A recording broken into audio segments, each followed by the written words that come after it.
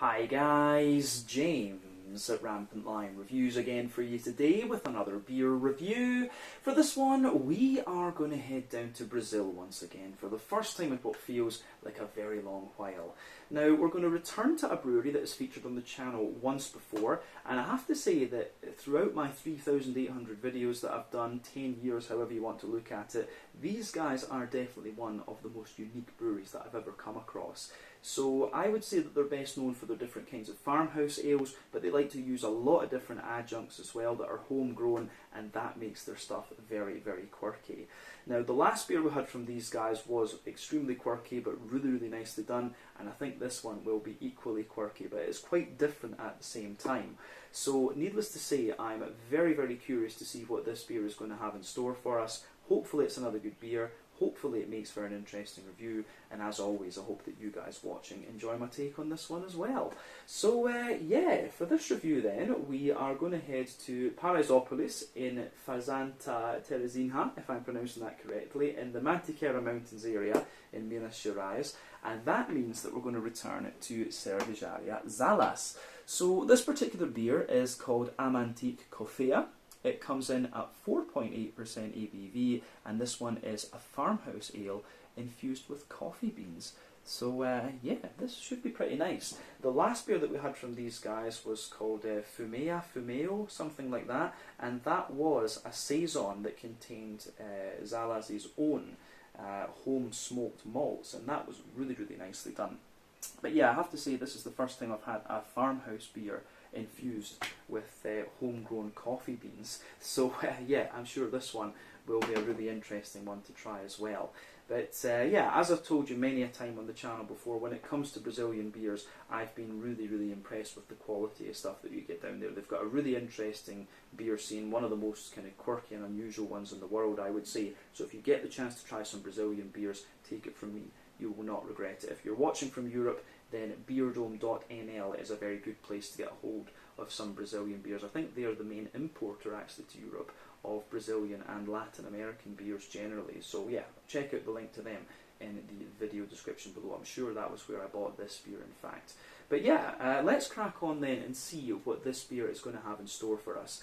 As always with my reviews, I'll tell you a little bit about the brewery before we taste the beer. If you want to get straight to the tasting, just fast forward. All the usual links are in the video description below. That's the brewery website, the link to my other reviews that I've done from Cervejaria Zalaz before, and we will no doubt add more to that list in the near future. But there's all the usual social media down there. If you want to see more reviews, do please consider subscribing to the channel. The support that you give is massively appreciated, and remember, you can check out the playlist of beers from different countries. You'll find this one in the Brazilian playlist, along with many others, and hopefully we can add more to that in the future.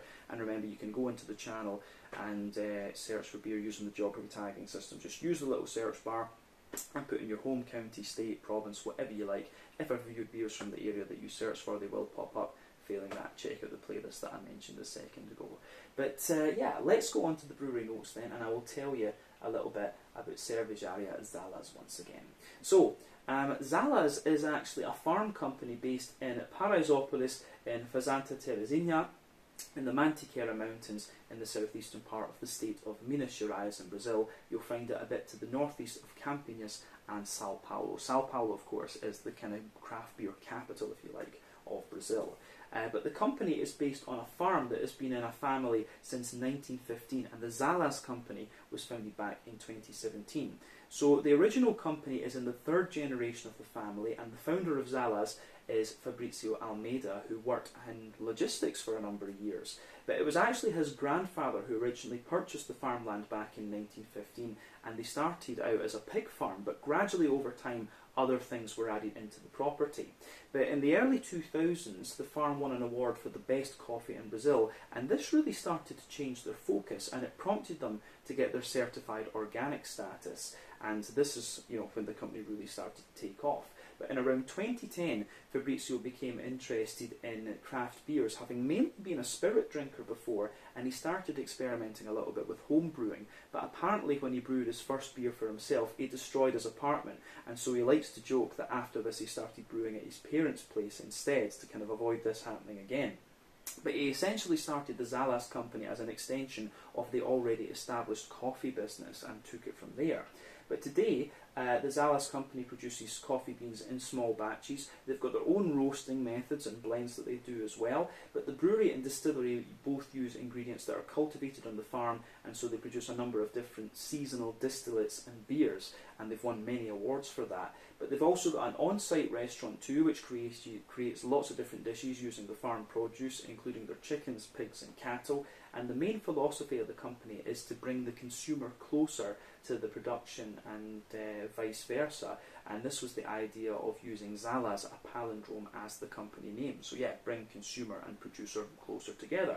But they've got 3 different series of beers with the brewery. They've got the Ibrias, which are the ones fermented in steel vessels and then aged in barrels using house yeasts. They've got the Amantik series, which use the same yeast as Ibria, but these are not barrel matured. And then they've got the Spontaneous series, which are fermented directly in the wooden barrel without being put in the steel vessels. So yeah, really interesting stuff. But these guys have been quite a prolific brewery. As of June 2023, they've produced around 170 beers, so that's a beer, you know, every 2 weeks or something like that, actually, when you think these guys have been brewing for about 6 years. I wasn't able to find any information on how big the brewery production actually is, but yeah, as I say, they are pretty prolific, in fact.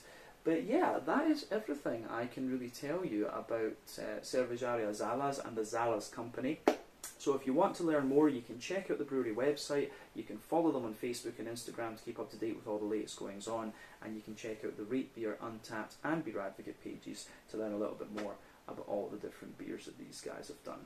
So yeah, let's go on then and actually have a little look at the beer itself. So as you can see, it's very warm in here, so the bottle has been sweating a little bit since I took it out of the fridge. You can see the Zalaz symbol on the top of the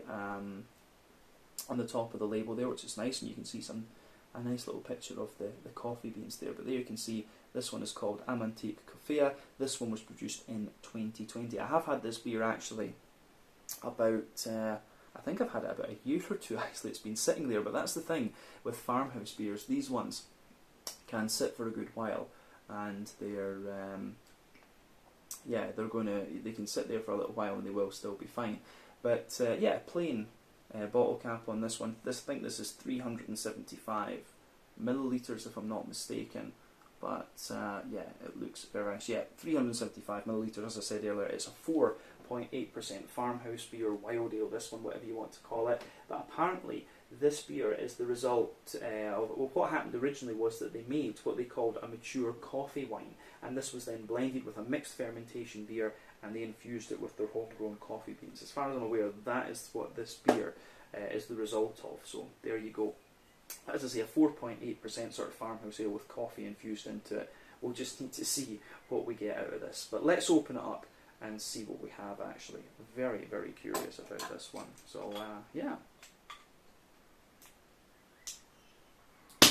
Oh, there we go. A little bit of an explosion on this one. But yeah, oh, breathed in a little bit of that there. But yeah, you can see a nice little bit of smoke coming out of the top of the bottle there. But let's get this guy out into the glass and see what it's all about. I'm very curious about this one. I'm just going to be a bit careful with it so that it doesn't get too much head on. We want a little bit, but not too much, obviously. There is a little bit of sediment in the bottom of this one, so I'm just going to try and get some of that. And there we go. This does look very nice. Alright, so we'll get a look at the head before it disappears, because that is going to fade away quite quickly. So you can see that this beer poured with more than a finger of a frothy, I would say kind of cream coloured head there, but it's quite a bumpy head. You can see that that's disappearing very, very quickly. So some medium sized bubbles on the top of the surface. There's a little bit of a more kind of foamy one in there, and a few bigger bumpy bubbles toward the top of it. So it does look very, very nice, I have to say. Yeah, it actually looks a little bit like a, you know, in terms of its colour, it actually looks really quite like a kind of West Coast IPA or something like this. Yeah, so in terms of the colour of this beer then, I would say it's a kind of rich amber sort of colour actually, which wasn't quite what I was expecting, I have to say. But remember, the colour of your beer can depend on a few things. One, the type of malts that you use. This goes a long way to determining your EBC rating.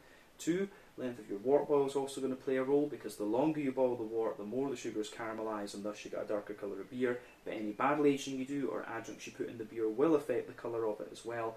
And in the case of this one, when it's a wild ale, I wouldn't be surprised if the coffee beans are contributing to giving this one the kind of orangey amber colour that it has. But yeah, like I say, it's got a bit of a natural haze to it, this one. One or two big bubbles sticking toward the side of the glass, and a few little ones just going up toward the bottom of that head there. But you know, overall, it does look pretty nice, this one, and the way it goes together is pretty damn interesting. So yeah, don't know what else we can really say about the appearance of this one. I think we've covered it all. So let's have a little look at the aroma and just see what it's going to have in store for us. Yeah. Oh yeah. Now that is really, really interesting. You've got this real balance there between a kind of sort of, you know, sharp, funky sort of wild ale, and it's got a little bit of an almost saison-y bready character underneath, and you've got quite a pungent coffee character coming out of this one. So yeah, you know, if you've watched the channel for any length of time, you might be aware that one of my favourite favourite adjuncts to put in beers is in fact coffee beans, but it's usually with imperial stouts actually. I don't even drink coffee myself, but you know, coffee beans can be really, really diverse. I mean, you've got different types of beans for a start. They can be grown in different parts of the world where you've got different water profiles and different soil profiles and things like this. And the other thing with coffee, apparently, is the mazzle, the metres above sea level at which the coffee bean is grown, because at higher altitudes you apparently get more of the kind of aromatic and fruity type flavours out of the bean. So yeah, coffee beans can be as diverse as different kinds of hops and things like this. So yeah, there's a lot of interesting things with coffee beers, but I have to say this is the first time I've had a coffee infused, like wild ale or saison or whatever we're going to refer to this beer as, because I've had a coffee IPA, and I've had a few of those actually, and those can be really, really nice actually.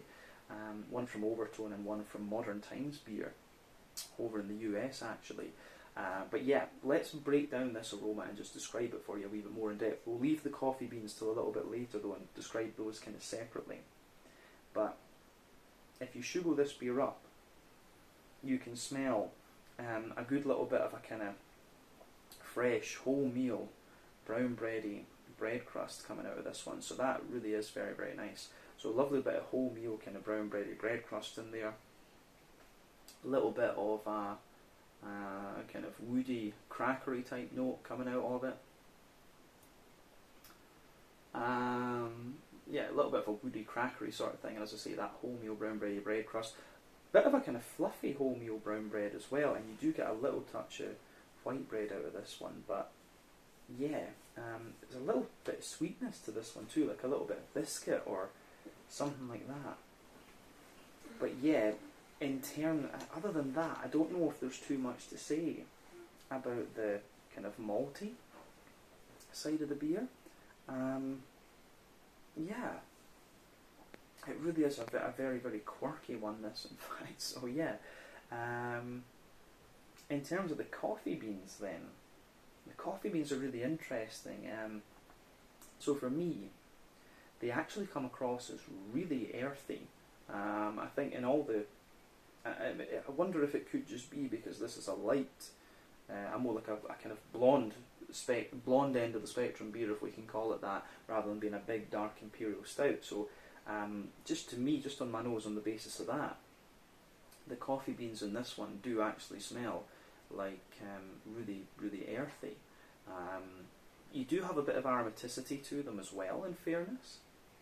So very earthy, a little bit aromatic. There is a wee bit of a fruity character in there as well, but I don't know if I'd describe it as a red fruity note. But you can tell it's had a decent roast to it as well. But yeah, very earthy and very aromatic, I think, would be the main descriptors of the coffee beans. But yeah, that's quite interesting. with this beer, I have to say.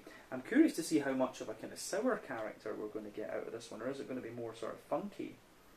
But yeah, on the hoppy side of things, there is a little bit of a more,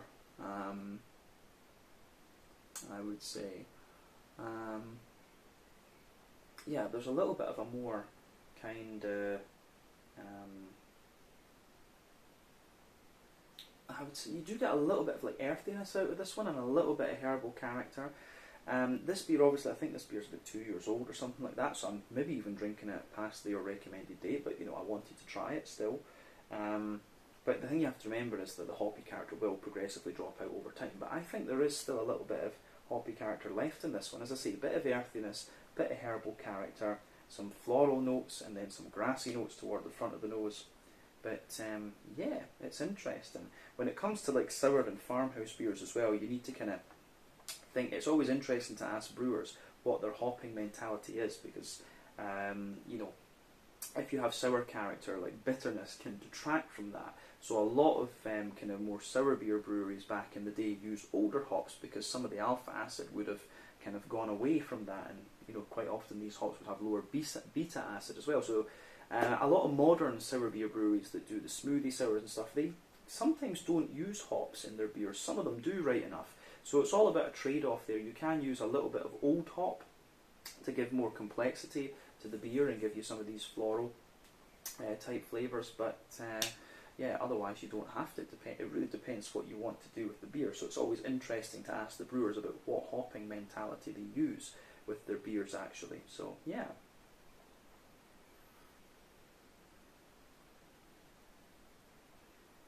But yeah, the hoppy character in this one is there, and it's quite smooth. I get more and more, the sort of earthiness and herbal character you get out of this one is really in keeping with the nature of the coffee. So yeah, I like this. I do like it how this beer pieces together in that sense. Yeah, so on the fruity and funky side of things, the way this beer goes together is interesting, because you've got that sharp kind of lemony, zesty, citricy sort of thing just at the front of the nose, which I think is great. But behind that, you know, you've got a little bit of a kind of oily pear, a little bit of sultana and stuff like that. And yeah, I'm really curious. There's not too much to report on the fruity side of things in terms of the aroma of this beer, but I think we will get some fruitiness out of this beer when we actually drink it. So as I always say, take a little bit of time to enjoy the aroma of the beer before you get stuck into it. This is definitely one of the more unique aromas that you're going to come across in the beer world, that's for sure. But yeah, I think it is about time for us to taste this one. So yeah, this one is the Amantik Coffea, a 4.8% kind of coffee-infused wild ale saison type thing from Cervejaria Zalaz in Minas Gerais in Brazil. Let's get stuck into this one and see what it's all about. Slange, so cheers for the Cidades.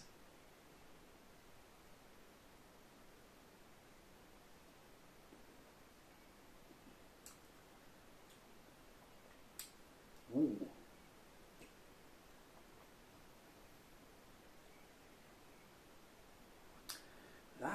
I'm going to say straight away, once again, as we would expect from Zalaz, this is a really, really good quality beer. It just takes you a little bit of time to kind of wrap your head around it and see what it's going to do. So it comes in like a normal kind of funky, wild, blonde, saison type thing. Then just in the aftertaste, you get a nice kind of smooth coffee and bready character out of it. I would say, actually, that the coffee notes in this beer are really,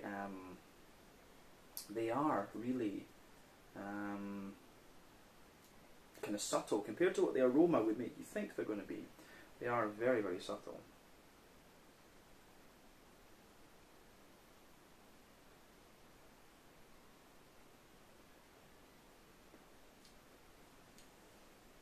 So,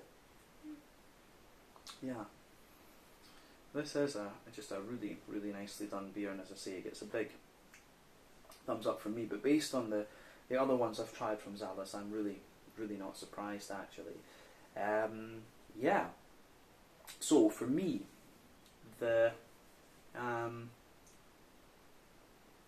of middle third of your palate you have in this beer. We'll start there and just describe this beer more in depth. So the backbone of this beer, it has this almost kind of like woody, dry character to it. I don't know if it says what series this one is actually from, if it is part of the series. I thought they would say on the bottle, but apparently not. Yeah, anyway, I've got a feeling that this one has been one of the wood. It could be either the first series where they've aged it in the steel vessel, then put it into the wood, or it's been aged straight in the wooden barrel. But yeah, the backbone of this beer is like a very smooth but slightly dry, woody character. And as I say, that goes together really, really nicely. So yeah, middle third of your palate, the backbone of this beer is a soft, smooth and slightly dry, woody character. Yeah.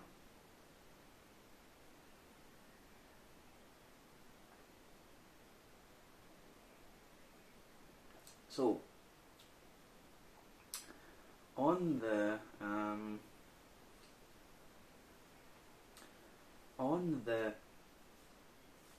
top of the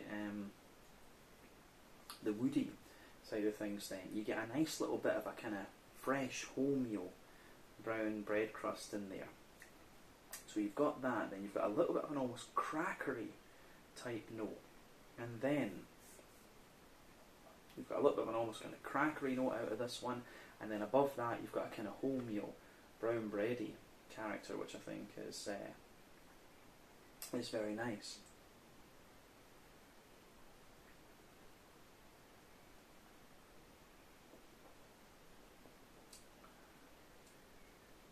So the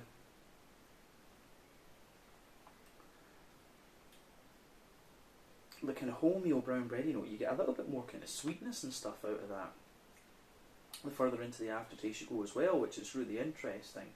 And then above the kind of wholemeal brown bready layer, you've got this little bit of kind of smooth white bready character, which I think is really nice. I do wonder if this beer has a little touch of wheat in it, because you can feel there's just a wee bit of wheat. It feels like there's a little bit of a kind of densifying bready character just sitting there on top. But then, yeah, in the middle of your palate, you've got this little circle there where there's a wee bit of, it's kind of like a slightly oily biscuit and a wee bit of kind of McVitie's digestive biscuity type character. So, yeah, the way this beer goes together in that sense is also very, very nice.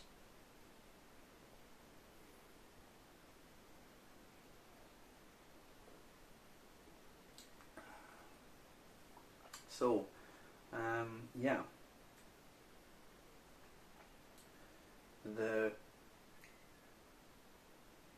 as I say, you've got a really the sweetness that you get, a little bit of that biscuity sweetness out of this beer the further into the aftertaste you go. But what you're going to find is the coffee bean, the dryness of the coffee beans really comes out too.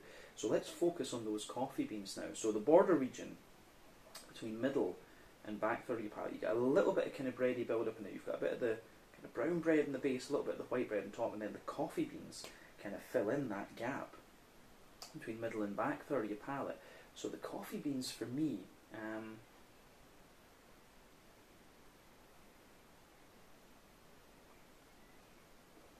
yeah, really nice, smooth, kind of earthy character to them for sure. Feel, as I said earlier, they feel quite earthy. The coffee beans in this one feel quite earthy. I mean, might just be the nature of the soil on the Zalaz farm, but still, yeah, it's quite an earthy coffee. It's quite, it's quite earthy. I think it's had quite a slow roast, this one, if they've had that.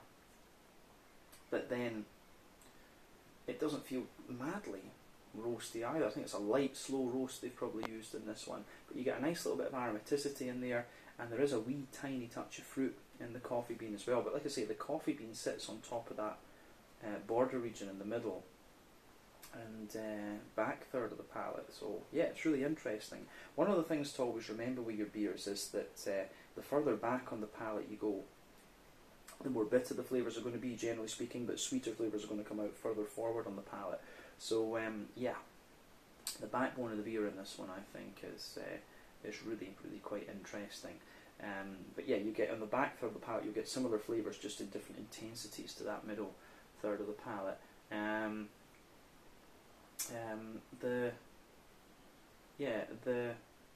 On the back third of your palate, you've got a nice little bit of a bit of a drier kind of woody character in there. On top of that, you get the kind of bread crusty notes that I was talking about earlier, and then you've got that kind of wholemeal brown bready character which feels nice and light and airy, and then the kind of white bready character above that sits there, and some of the coffee bean dryness from that border region just kind of creeps over the top of that back third of your palate and gives you some really nice kind of dry flavours into the aftertaste. Like I say, the coffee bean comes out more and more the further into the aftertaste that you go with this beer.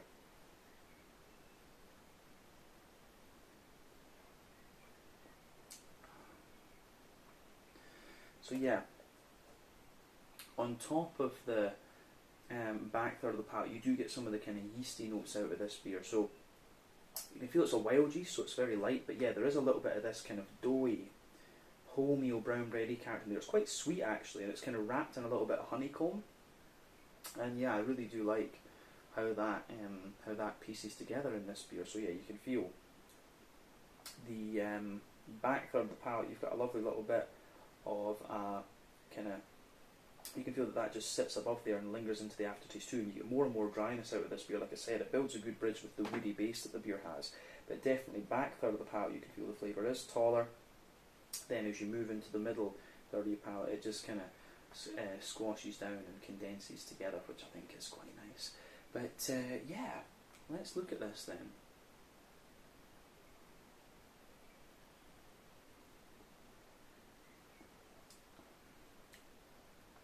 So, in terms of the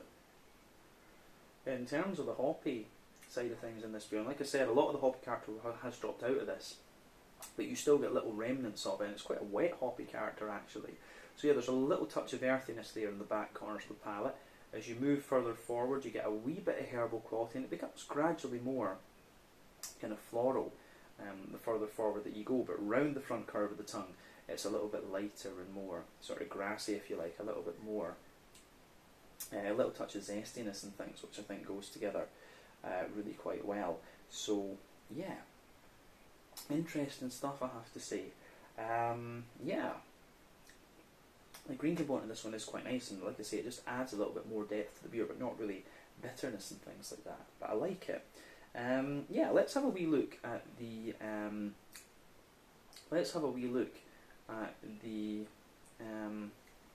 the front third of your palate then, and the kind of fruity side and sour side of the beer. So the border region between front third and middle third of your palate, you get a nice little bit of bready build up in there again, a wee bit of a kind of wholemeal brown bready base and a little bit of white bread. The base of the front third of the palate, as before, is a little bit of a kind of smooth, dry, woody character. You get the bread crust and the white and brown bread as well, and above that you get that nice little oily bubble where the juicy fruity esters from the hops roll their way out of the beer. So let's look at that.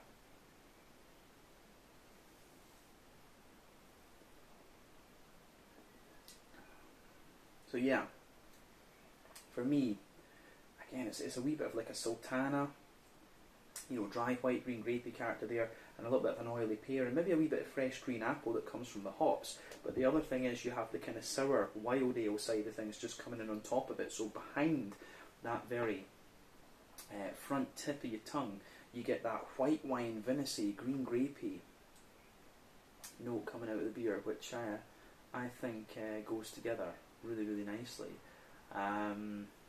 Yeah, the way that goes together is really good.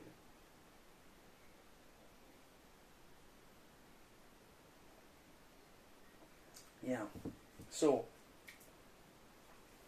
yeah, the big kind of fruity wild ale type thing in this beer is really, really interesting. this beer's just got so much going on in it. It's got the saison-y type thing, the woody funky type thing, the coffee bean, and then just the kind of white wine vinous sour character at the front there. It just all kind of blends together, and you get more in the aftertaste. You get more of the woodiness and the kind of coffee bean smoothness. So yeah, this is really a really quite interesting beer for me. There's a lot going on with this for sure.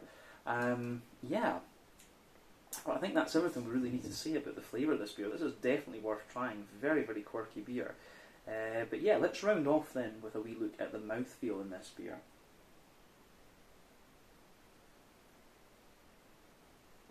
So, for me, this beer, it's really kind of, I'd say that it is quite light-bodied, this one. Carbonation does have a little bit of crispness to it. That could have just been because of how long it was kind of sat in the bottle, and you saw it had quite an active carbonation when we opened it up. But yeah, quite light-bodied, kind of airy as you would expect from a kind of farmhousey beer. In terms of IBUs, I think this one's maybe got about 10 IBUs, but you get a little bit of bitterness from the coffee and stuff as well. It could be a little bit higher than that. The hops are there. The graininess is also giving you dryness, so yeah, maybe about 10, 15 IBUs, something like that. The maltness, as we said, you've got the woodiness underneath, which gives you some dryness, some nice smoothness in the middle, then a little bit of sweetness on top of that, and then you have just a little bit of oily, fruity character in the aftertaste too, and just a little bit of the sharp sourness in the beginning, but it's not too much. It really is not too much. And like I said, the way that this beer goes together, I think, is really very, very nice. It's a big thumbs up from me.